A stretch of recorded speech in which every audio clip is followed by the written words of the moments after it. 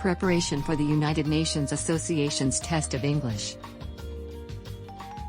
The first topic is an essay, focusing on the 4 milestones of the United Nations' 75-year history. The second topic briefly summarizes Japan's role in the United Nations in an interview exam setting. This year, 2020, marks the 75th anniversary of the establishment of the UN. Over the 3/4 of a century, the UN has changed its institutional structure and activity. These changes have been made in light of major changes and new trends in the global community. Question: It is interesting to compare and contrast the organization at the equidistant milestone years, 1945, 1970, 1995 and 2020. 1945, 1. How it started, 1945, 2. Building the foundation of the UN, 1970, 1. A historic period of détente, 1970, 2. The Bretton Woods system and the US.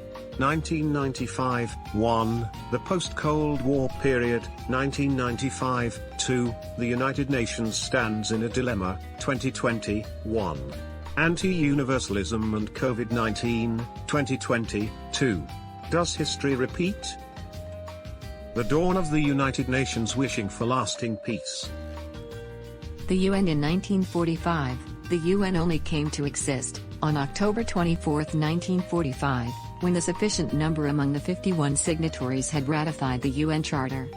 During the year, the UN was mostly an embryonic institution. Its gestation period began with the initial conception of the Atlantic Charter in 1941, resulting from the US-UK consultation. In August and September 1944, representatives of the US, UK, USSR and China met at Dumbarton Oaks in Washington, and drafted a blueprint of the UN Charter, including a full-member General Assembly, GA, and an 11-member Security Council, SC. The veto power of the SC permanent members was already included in the foundation building. At the Yalta Bilateral Conference in 1945, Roosevelt and Stalin agreed on the veto power of the SC permanent members.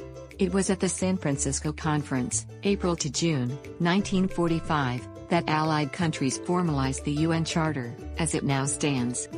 In addition to the GA and SC, the Charter provided for an Economic and Social Council, ECOSOC, an International Court of Justice, ICJ, a Trusteeship Council, to oversee certain colonial territories, and a Secretariat. Not surprisingly, the détente period didn't last forever. The UN in 1970. In 1970, the UN faced a historic period of détente, from the late 1960s to the late 1970s, when the earlier East-West confrontation had been eased. And the superpowers were willing to engage in negotiating nuclear arms control agreements. However, the Eastern Bloc faced various difficulties, perhaps most significantly, the intensifying Sino-Soviet clash. The US was then busy establishing diplomatic contact with China, which led to the historic visit of President Nixon in 1971.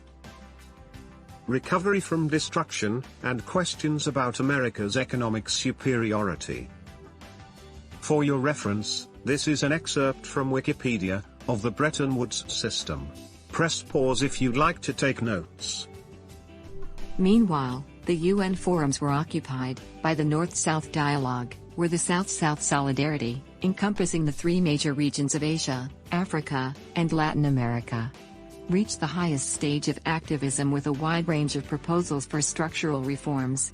Furthermore, the post-war currency system known as the Bretton Woods system was seriously challenged as the U.S. economy's preponderance was challenged by its allies that had recovered from the war destruction and developed further.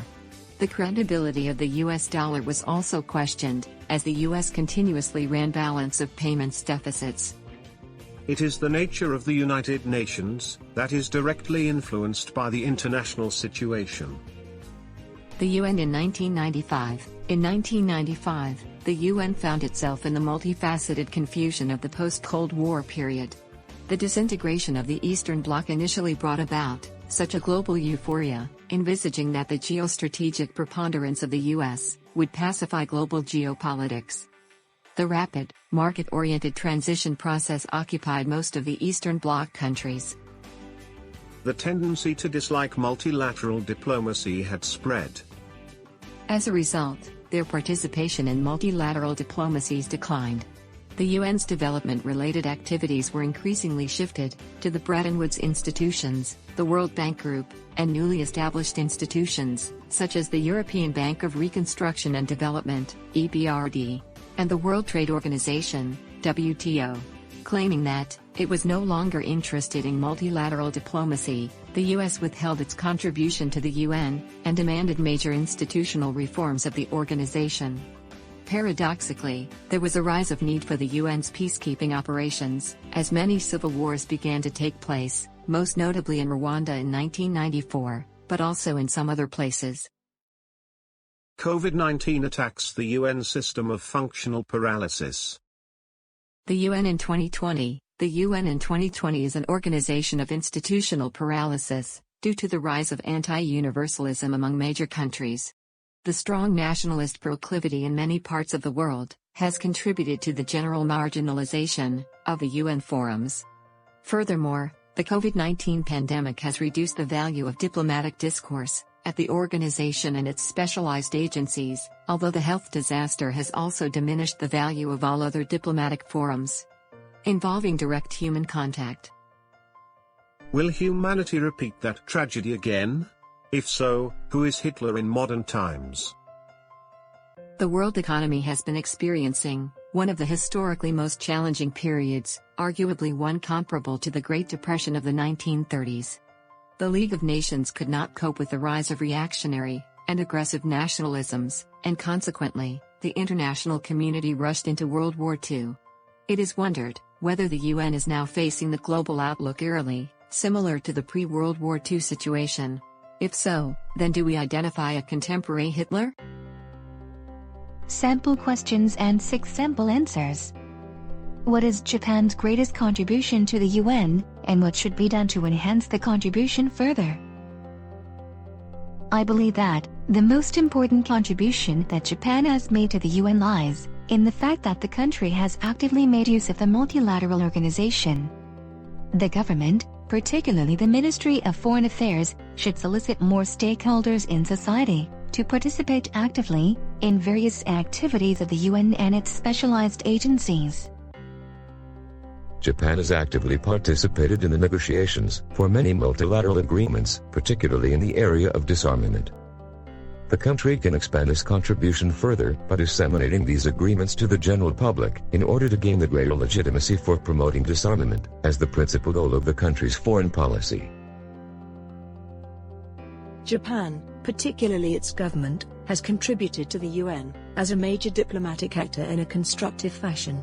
It would be nice if more Japanese citizens were employed in the Secretariat.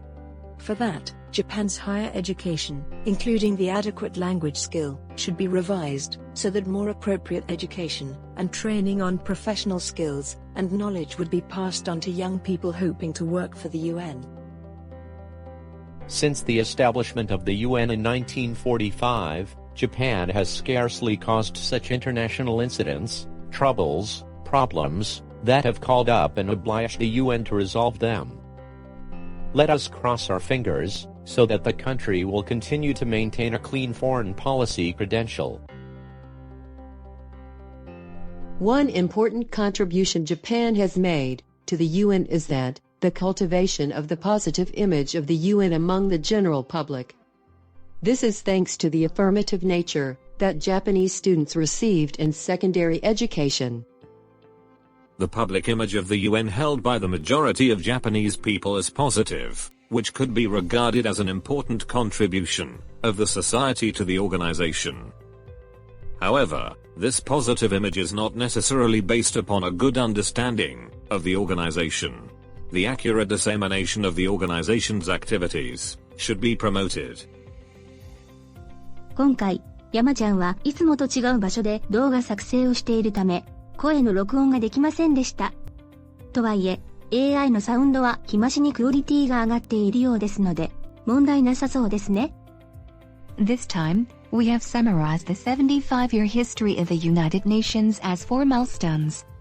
How did you feel when you read the part that is now close to the situation before the outbreak of World War II?